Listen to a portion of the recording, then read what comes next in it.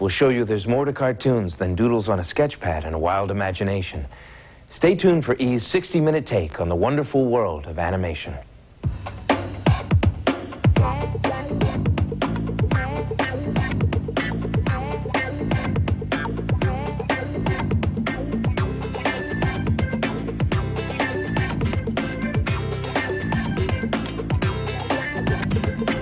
Hi, I'm Robby Benson.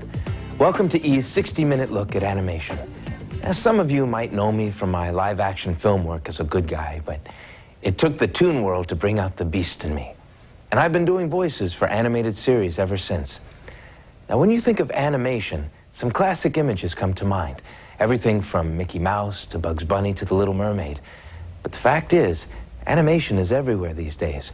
It's being used in commercials, video games, amusement park rides, and many other venues. Still, no matter how sophisticated technique gets, the universal appeal of drawings in motion has proved to be timeless.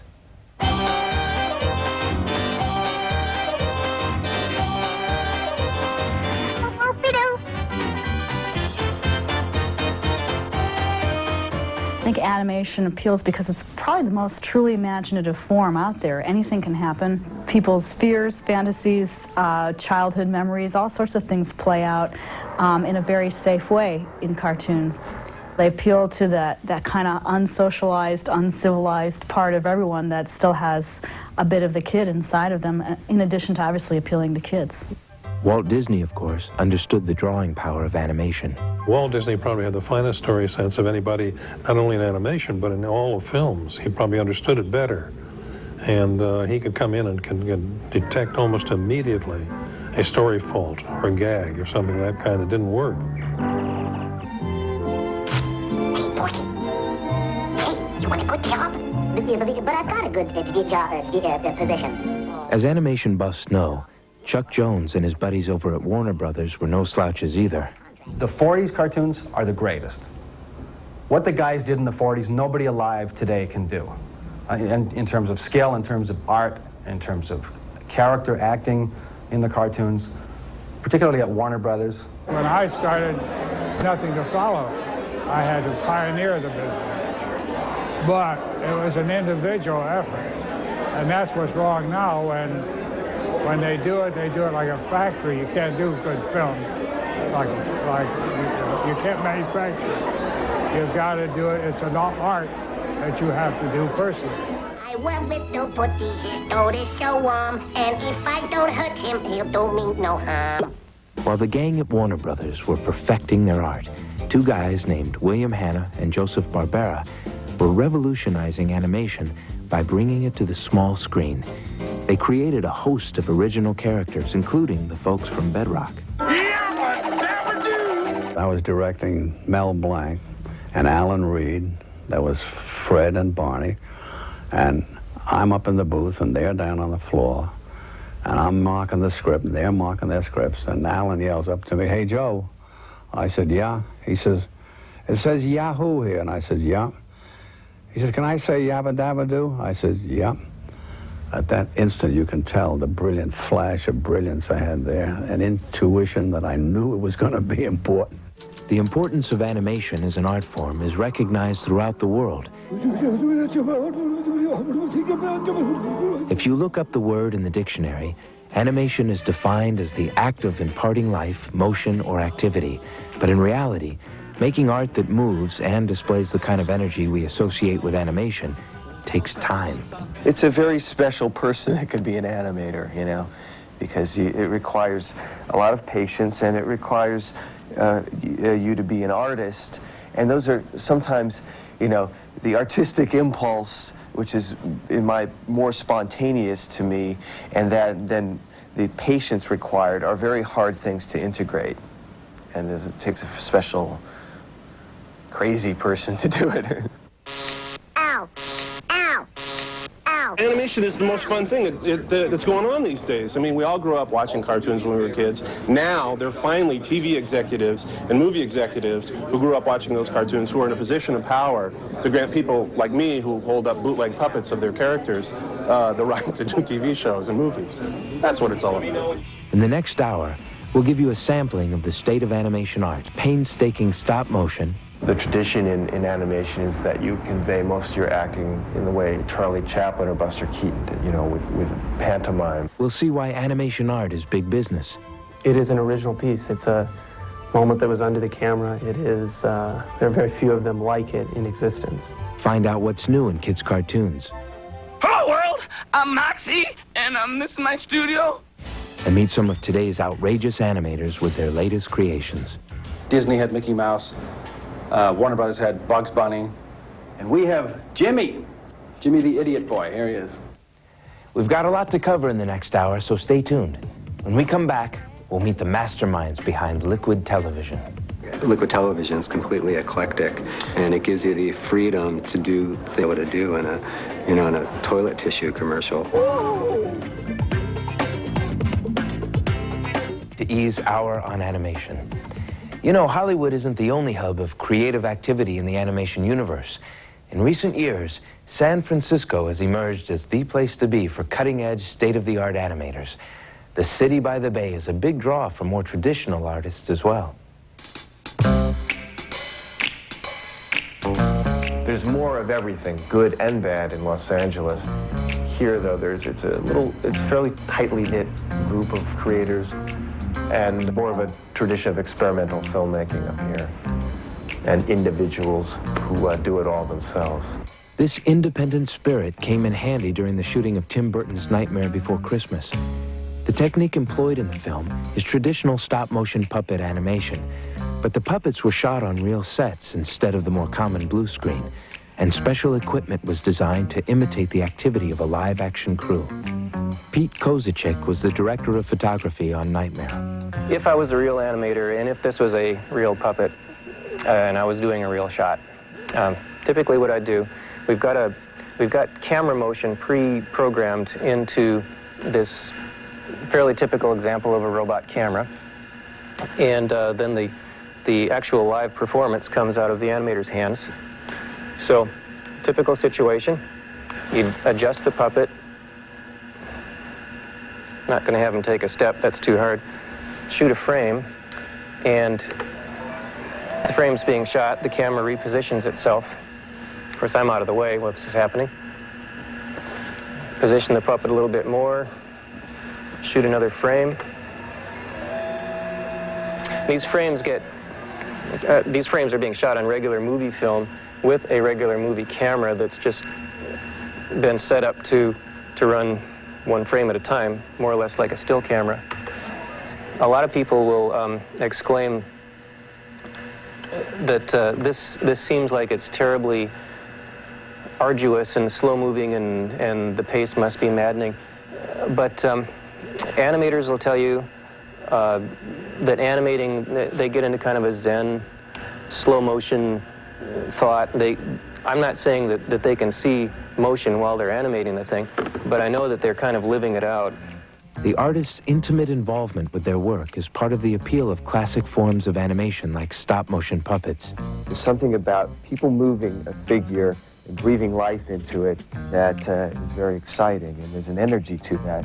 You know, like when I'd see the shots come out and stuff, it was like, you know, you could just feel the human contact with it or whatever, and it was great, you know. It's a beautiful art form. I guess what it gets down to for me, at this time in my life, I'm going to subscribe to the belief that at the heart of great animation is artists in a hands-on mode.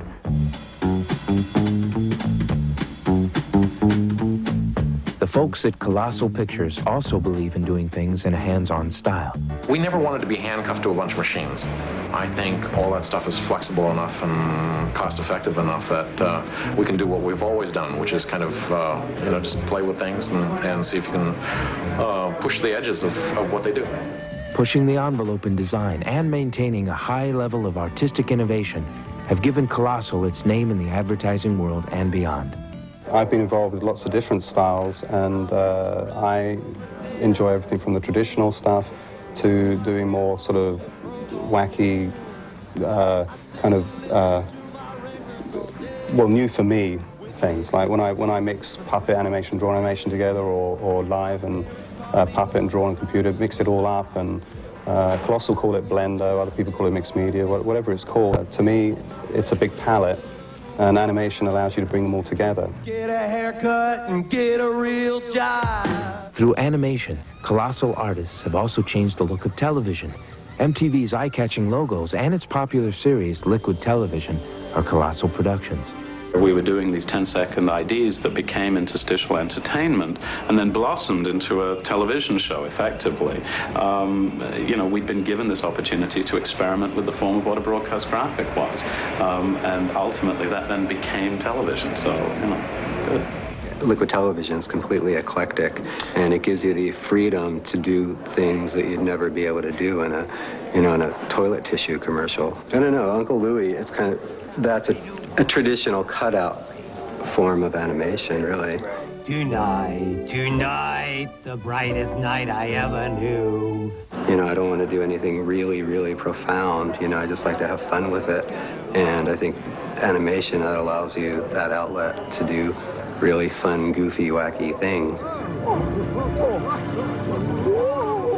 The budget for each episode of Liquid Television is smaller than that of most 30-second commercials, but directors jump at the chance to sell their stories and ideas rather than a product. Ah, the big city, US of A. Nola Kumbana flew out of Ghana today. And Big City is just my way to comment on the association between music and visuals, really. So I wanted to ask the question, is everything in black culture for sale? Is there something in black culture that you cannot, like the spirit of it, the soul of it, that you cannot sell to the public like a pair of shoes?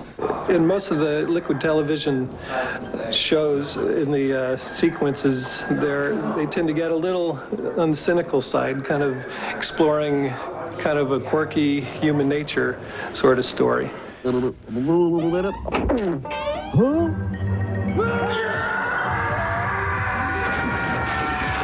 It's always an adventure. You never know what's going to happen in the course of it. That's one of the things that I really enjoy about it. This is a language arts project for small children around the age 5 or 6 for Broderbund, and a living book model. So there are 12 pages like this, and each page, every object in the page is an animation. Expanding the boundaries of conventional animation is what it's all about. Colossal is a studio. A art, animation, film, new technology studio. The animators are participating in the technology, and the editors are painters and theater people, and really everyone can move across media. Artists at Colossal are working on a myriad of interactive media projects. For this kind of interactive media, the next step is interactive television, interactive MTV, where instead of turning on the television set and sitting there passively and watching video after video, videos come up like this, where essentially you are a participant in terms of creative animation approaches. The idea of being able to mix media, computer graphics, live action, image processing, traditional cell animation, to put all those together to make really wacky stuff. And get paid for it, and have people love it is, you know, it's a real inducement to try and do the most outrageous stuff you can. Coming up next, we'll show you why Saturday mornings will never be the same. I've got cameras, I got a projector, I got a thingy.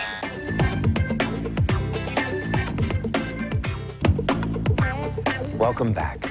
I'm Robby Benson, and you're watching Animation, E's one-hour sketch of art in motion. Cartoons have always been the staple of children's television programming.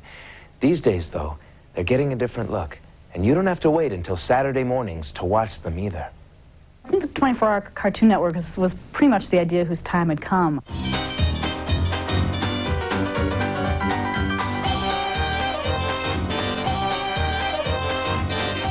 There was a time when cartoons were limited to Saturday mornings, but thanks to the Cartoon Network, animated favorites are available 24 hours a day, and a good part of their lineup includes classics from Hanna-Barbera.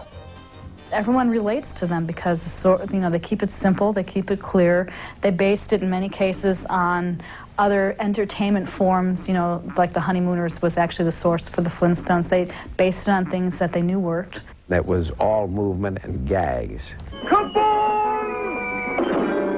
And then when you went to television, you went for more dialogue and some action.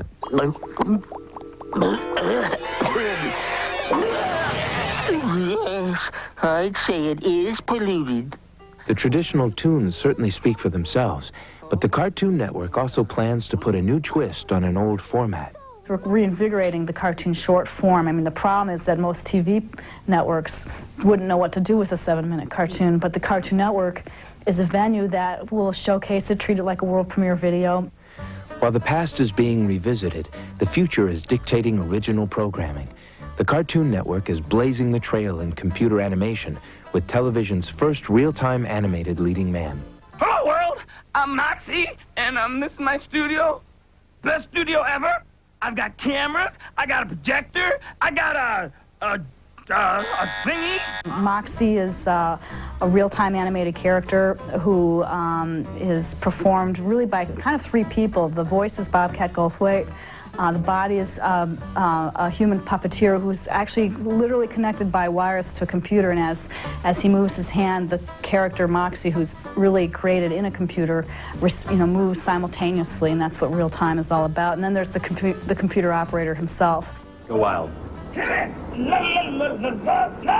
But technology isn't the only thing shaping the content of cartoons. Any parent can tell you how their children mimic what they see everywhere, including what they see on television. Studies show children literally acting out and imitating what they watch. Kids, don't try this at home.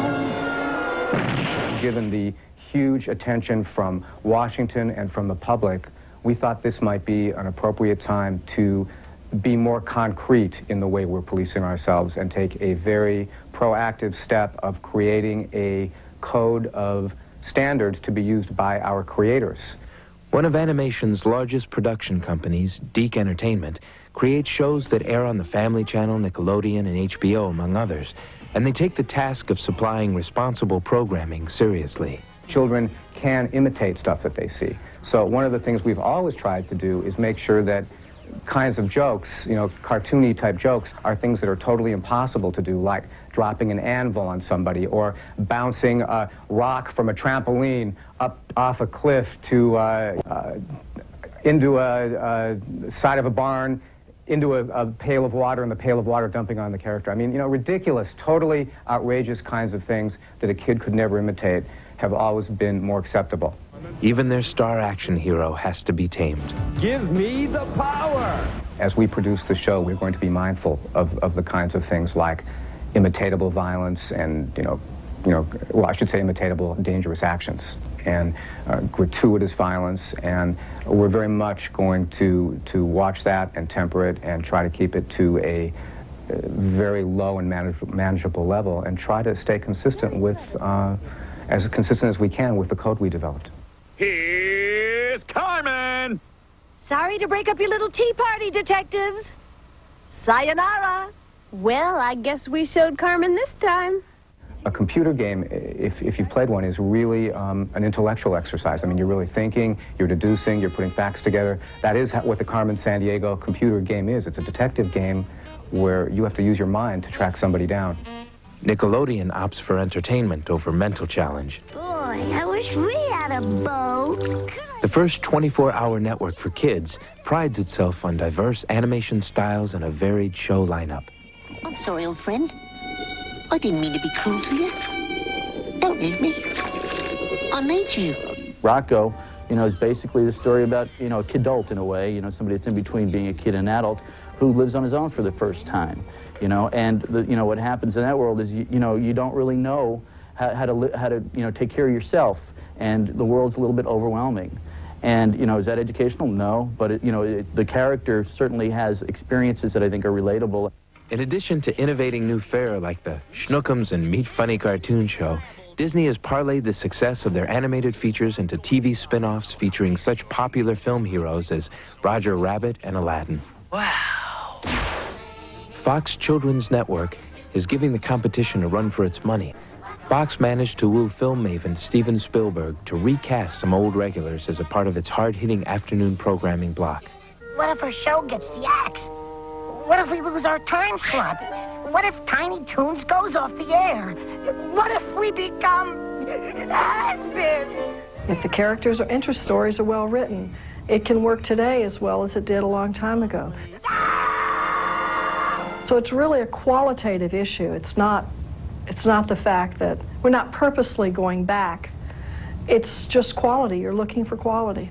That's all, folks. Now, we've seen how concern for content is affecting kids' cartoons, but there are those who would argue that cartoons have always really been written for an adult sensibility. Next, we'll take a look at two crossover shows that put the fun in dysfunctional. These characters were created for the Tracy Ullman Show in 1987. I had about 15 minutes to come up with some characters. I came up with The Simpsons, named them after my own family. My family used to be upset with me. Now they're signing autographs, so they've forgiven me. And the rest is history. Well, animation history anyway. Not since the Flintstones in the 60s has an animated series aired in prime time, but don't expect traditional family values. The Simpsons' dysfunctional household even prompted an attack by then-President Bush. We are going to keep on trying to strengthen the American family to make American families a lot more like the Waltons and a lot less like the Simpsons. Huh? No easy task, considering the show's popularity and merchandising blitz. They're on everything from T-shirts to MTV. I go, no. Homer goes, no. Now you can't go to the boat show. And to think Simpson Mania began as merely a figment of cartoonist Matt Groening's imagination. The first time I saw the animated characters, it was like being God. You know, I had these doodles, and all of a sudden they were alive and walking around, and, you know, I gave them free will, and they did these horrible things to each other, so it's great. You know, I'm a mean God, what can I tell you? oh, see you later, kids. I've got to go rehearse with Ned. But Marge, what about dessert? For God's sakes, you can pull the lid off your own can of pudding. Fine, I will. Yeah, I would say that Homer Simpson has become a little more stupid than I thought was humanly possible. Ah! Oh no, my pudding is trapped forever. Bart is unique. He's not that bad. But people ever thinks he's such a bad guy. Bart, don't give the dogs cigarettes. He's something we should all aspire to, I think. Ow, ow, ow, ow. Don't let Janet Reno see this interview, okay? Those who fear Bart Simpson should be very, very afraid of Beavis and Butthead. Frog baseball! Some call Beavis and Butthead the voice of a new generation, while others hold them responsible for its decline. Neither their creator nor their fans of all ages take them so seriously. Beavis is the worst. He always tries to light things on fire. They're not malicious, I don't think. Burn it, burn it, burn it. I guess wild idiot behavior. They're stupid. They're so stupid that they're funny. They're kind of losers, really. It sounds like it's not a very good show. Though everyone has an opinion, it's hard to argue with success. The stars of MTV's highest-rated show are also climbing the music charts. I got flowers in the spring. I got you. You were my ring. I really try to think of what would make me laugh, really, and what would, that's really all. I try to think, would I think that was funny? You know, would people I know think that's funny? I think at the beginning when I started doing animation, I didn't think I would get very far. And so I was thinking, well, if nothing else, I'll just have something to show to my friends and make them laugh. And since that's the formula that worked, I just I stick with that. Check this out. Welcome to the world. May I help you? You're pretty cool, Beavis. Coming up on E's Look at Animation, we've got more outrageous contenders for cartoons with grown-up appeal.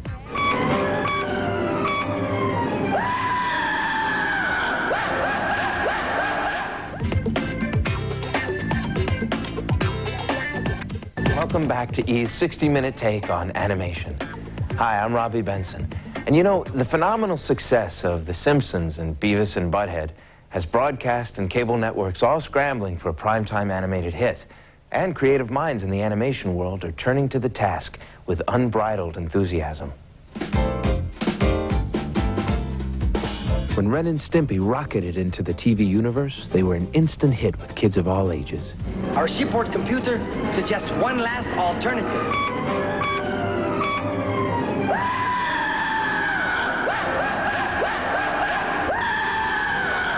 But giving his cartoon characters life was no easy task for their creator. We're alive! Alive, I tell you, alive! I took it everywhere. I took it to NBC, ABC, Fox, you name it. Every network in the world, and they all turned it down, said it was too weird, too disgusting. Don't ever come back. So finally we took it to Nickelodeon, and they said, well, yeah, it's too disgusting, but we kind of like some disgusting stuff, and they went for it. Well, for a while anyway. Battles over just how disgusting Chris Felucci could make Ren and Stimpy prompted Nickelodeon to let him go as head of production. But fans of his gross jokes and weird stuff take heart. Chris Felucci and his demented yet dedicated staff at Spumco are back at the drawing board creating what they hope will be the next breakthrough cartoon. And we have Jimmy. Jimmy the Idiot Boy. Here he is. By the way, Jimmy dies at the end of every single cartoon. But he always comes back because he's a cartoon character. Here at Spumco, we're going to do cartoons for men! And here, the head of our manly cartoon department is Stacy.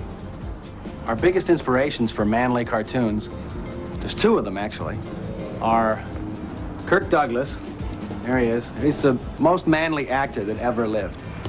There he is. And the other inspiration is my dad. And that's him. And he's the most manly dad. And he was kind of mad that he had a wimpy cartoonist for a kid. So, to make him happy, we're going to make some manly cartoons for him. And this will make up for it. And maybe he'll give me my allowance back. An offshoot of our manly department is our beatings department. Now, you can't have a manly cartoon unless you have a beating in it. If you remember the old cartoons, they were full of beatings. Glorious beatings, wonderful beatings. Well, you haven't seen those for 50 years, not since Popeye. But thanks to Spumco, we're putting the beatings back into your cartoons. And this is the head of our beatings department. This is Eleanor. And in here, we have our beatings laboratory. This is where we study the science of beating. We have meticulous equipment and meticulous beatings help here. And this is our head scientist, Mr. Henry Porch. And he's going to show us the magic behind a true cartoon beating, animated by April March. Okay, what's going on here?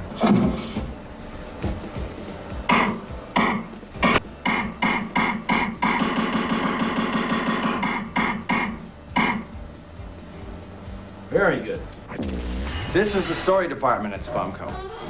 In cartoons, you don't use scripts, you use storyboards. Here's where Jimmy gets to meet his girlfriend's dad for the first time, and you can tell they're getting along real swell.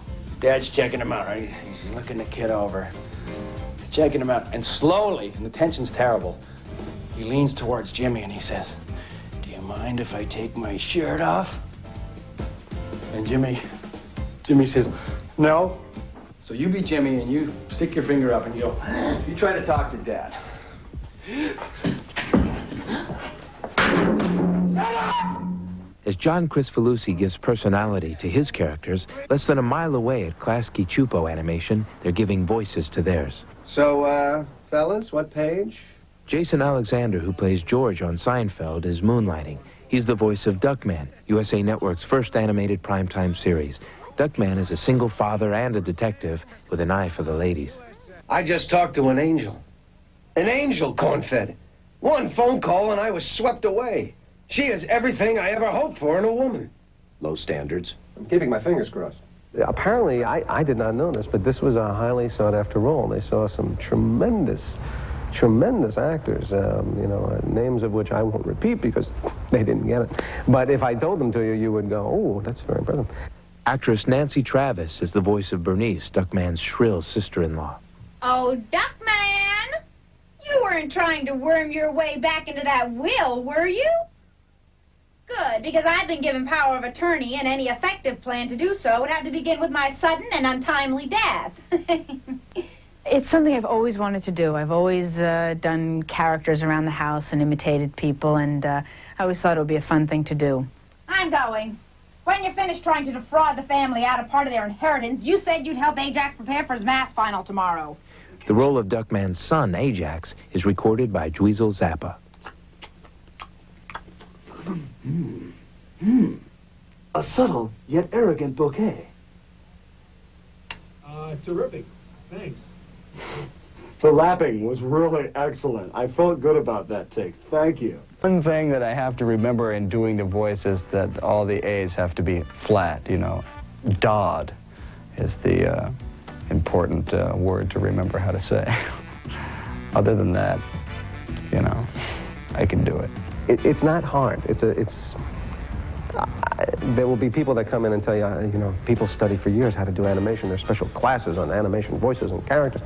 I missed that day at school, so I just kind of wing it, get it, wing it, and it seems to work out. You just show up to work, you stand in a booth, you don't have to brush your teeth, you don't have to comb your hair, and you do your voice, and it's fun. It's a lot of fun. Nope, yeah, no way, negatory, not, never, nope, no chance, nada.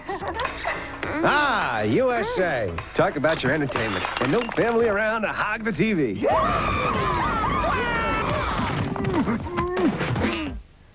When E's look at animation continues, cashing in on collectibles. All of a sudden, there's a whole thousands of collectors that want these cells.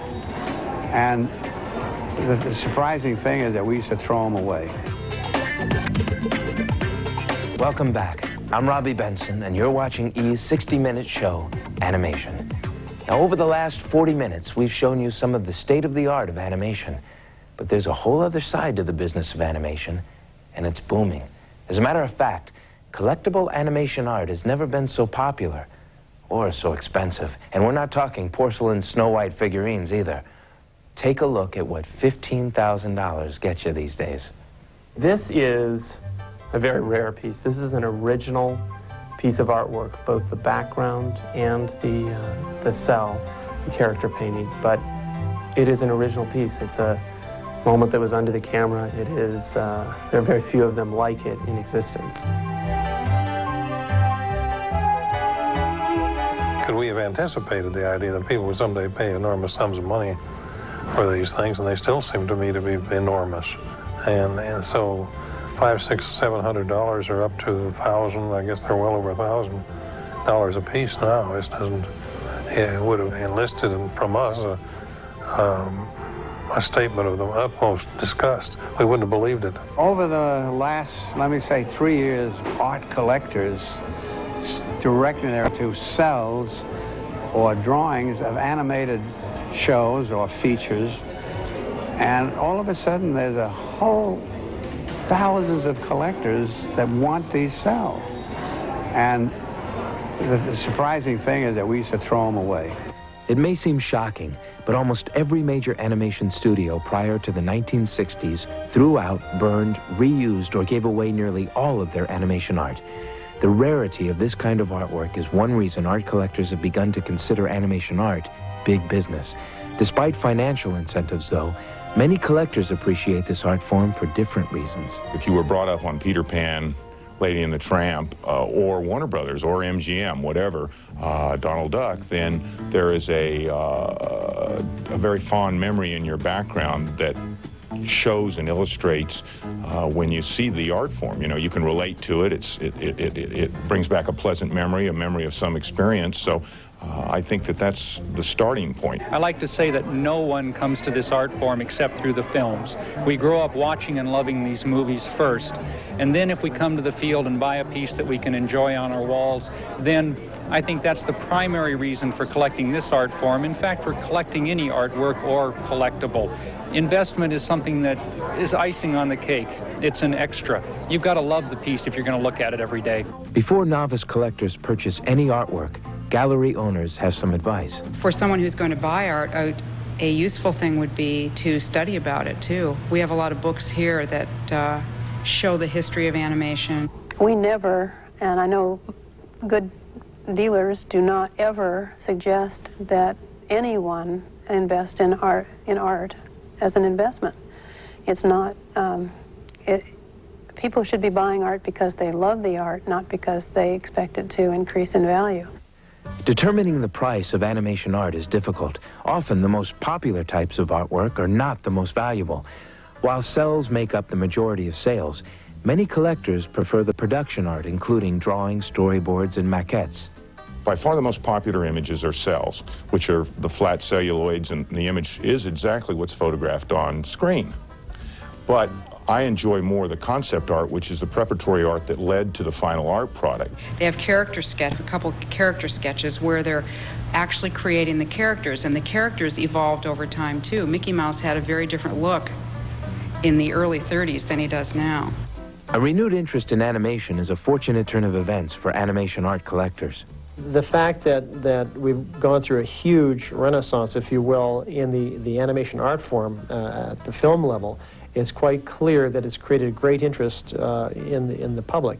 That we are now in a position to share these pieces to the art collecting public, I think is taking full advantage of the fact that the public is seeing so much more animation in film. And they begin to feed off each other. I think that when we have auctions at Sotheby's and Christie's, when we have attention drawn to the vastly expanding animation art market, clearly that would be a benefit to the film as well. I think that if the studios, the people who own these films, continue to preserve their heritage, then I think that people will continue to appreciate not only the films, but the artwork that went into creating them. Hey, it's a good thing I kept that Beauty and the Beast sketch, huh? Up next, a sneak preview of what's ahead in the world of animation. Cyberpunks, let's move it. Welcome back. I'm Robby Benson, and this is E's 60-minute inside look at animation. Now, we've seen some pretty impressive stuff in the last hour, but the animation frontier of the future is still wide open. Technological breakthroughs combined with animation now have the power to design you right into virtual reality. It's the ultimate coming together of animation and the entertainment medium. Time to die.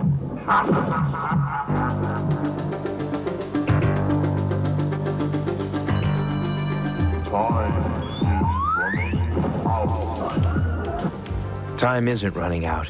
Artists are just beginning to explore the many aspects of animation. Traditionally, animation has been limited to feature films and cartoons, but now animators are combining classic techniques and computer imagery to create virtual reality. This high-tech computer animation is making its debut in several forms, including rides, video games, Cyberpunks, let's move it. and even theme parks. Virtual reality is a very broad term, and it's different people use it to mean different things. I personally think that down at the end of the day, what it really means, it's a reference to a three-dimensional computer-generated database or world in which one or more users or participants is free to travel and interact in any way they want. What we present is virtual reality in that sense. Virtual reality means that your body is totally immersed in what's happening and surround you. We have sensors attached to your head and to your hands, so we know when you're ducking and when you're moving. And to turn around, you physically have to turn. To duck, you physically have to duck. And within a very short period of time, because of the stereoscopic visuals, the quadraphonic sound, you actually believe that you're in the world. In addition to the video game industry, filmmakers see a future in virtual reality. The nature of cinema itself is changing as we get more and more into interactive media and virtual media, and so there'll be whole new media forms to tell stories in, and they won't that doesn't necessarily mean that cinema as it exists today will not exist, because I think that cinema as an art form will constantly exist, and people will always want to go into a dark theater and watch some shadows flicker on a screen.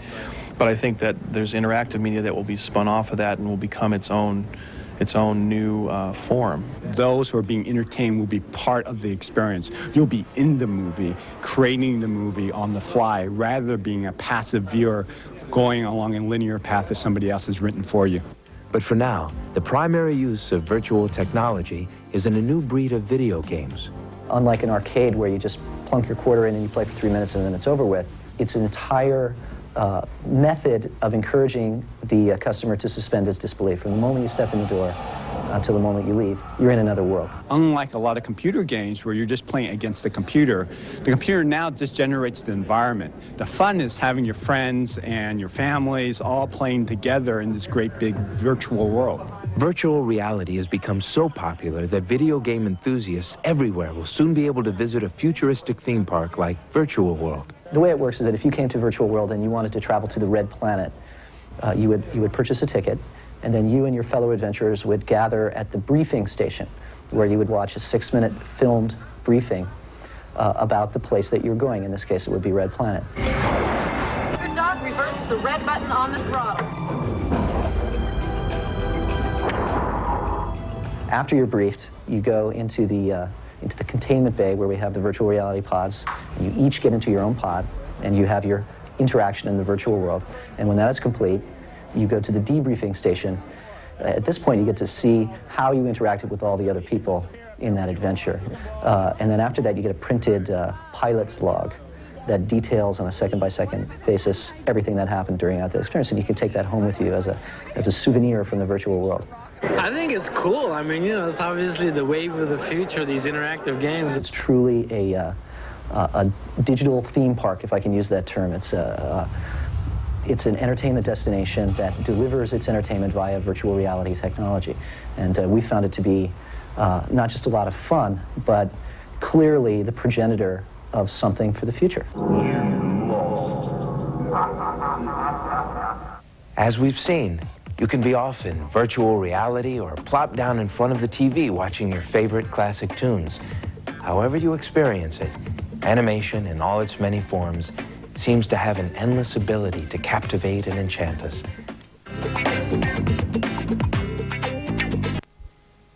TV series. Lieutenant Pat Brogan, Jack Haldane sent to planet Altor in a distant part of the galaxy. The major trading post, Demeter City, has become a great melting pot of different races of aliens, as well as a center for organized crime. Haldane and their colleagues, including alien cops, fight to keep it all in check from their headquarters at Space Precinct, an orbiting space station high above Altor.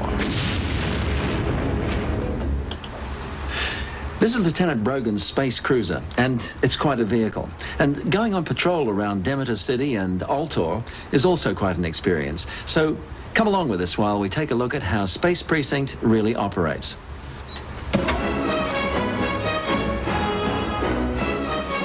The series, devised and produced in Britain by the creators of the Thunderbirds, has been sold all around the world.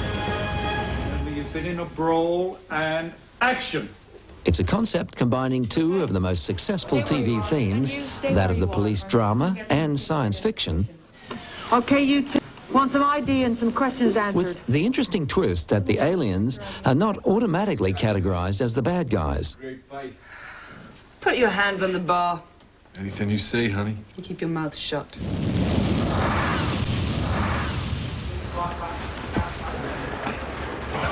This is Demeter City. Actually, just the model buildings for Demeter that are shuffled around in a different order for particular shots in different episodes. And it's here on the model stage at Shepperton Studios, just outside of London, that most of the visual effects for the series, using small models, is coordinated. Turn over. Speed. Using a combination of standard film techniques of matting, motion control, and the use of varying sized models, as well as state-of-the-art computer graphics, the series is full of stunning special effects. Many of the models of the space vehicles used in the series are designed by the visual effects director, Steve Begg. It's a wonderful feeling when you see something that initially starts off as a thought, you know, an image in your head, which then, if I can, I translate into 2 dimensions as a painting or drawing, and then I hand it over to our model makers, and they translate that drawing into a 3-dimensional model. It's like, yeah, kind of like giving birth, I suppose. The model shop, only 100 meters or so from the stage where the shooting is done, is a hive of constant activity. Building space cities of the future and a host of exotic flying vehicles. Action. In the sequences they're working on today, 3 different shots will be combined into one, giving the effect of a space cruiser approaching the orbiting space settlement above planet Altor. The computer graphics and animation techniques that are applied to different sequences are also right next door to the studio. A set of laser-like rays can be added electronically to a man reeling backwards to make it look as if some sort of explosion has occurred. A similar radiating pattern is superimposed on a man's eyes to give the impression that he's met with some sort of rather unfortunate high-tech accident. And little flares and patterns are added frame by frame to shots from our hero's ray gun to make them look like laser blasts.